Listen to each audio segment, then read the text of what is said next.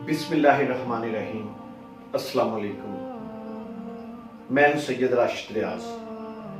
दोस्तों, आज हमारी गुफ्तगू का मौजू है माफ करना। किसी भी इंसान में कुदरत तहम्मुल का होना एक ऐसी फजीलत है जिसके जरिए इंसान बहुत सी मुश्किलात पर काबू पाता है और बहुत सी फजीलतों को हासिल करता है। माफी मांगना और माफ करना आला ज़रफ़ी है। अल्लाह की खुशनुदी हासिल करने का आसान तरीका यह है कि अल्लाह के बंदों को माफ करना शुरू कर दें। अल्लाह आपको माफ कर देगा।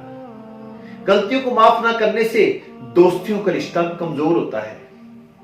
मेरे दोस्तों, अमीरुल मोमिनीन अलैहिस्सलाम फरमाते हैं कि दोस्तों की खताओं को बर्दाश्त ना करने वाला तन्हाई की मौत मरता है।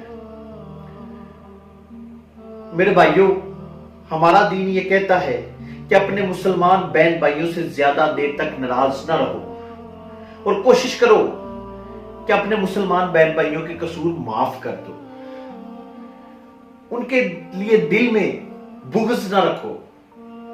उनके साथ खुश सलूकी से पेश आओ। अगर कोई गलत कर रहा है तो उसको समझाओ, ना कि उससे बदला लो। मेरे दोस्तों, और उसे जगह जगह जलील ना करो।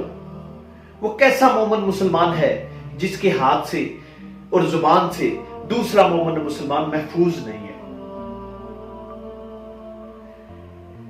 और सुनने की हद तक हमें ये बातें बहुत असर करती हैं।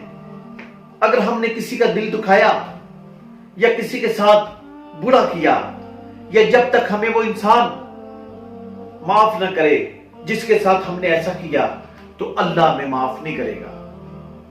मेरे दोस्तों, आपस में एक दूसरे के साथ खुश सलूकी के साथ रहो।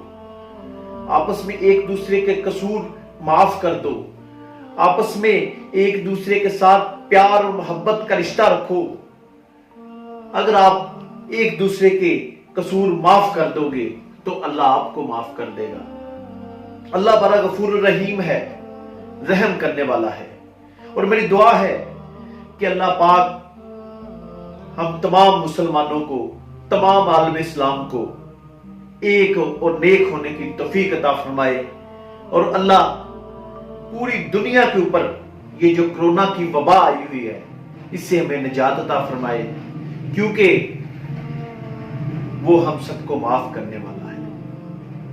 बहुत शुक्रिया। अल्लाह आपका हामी नासर हो। अल्लाह हाफिज।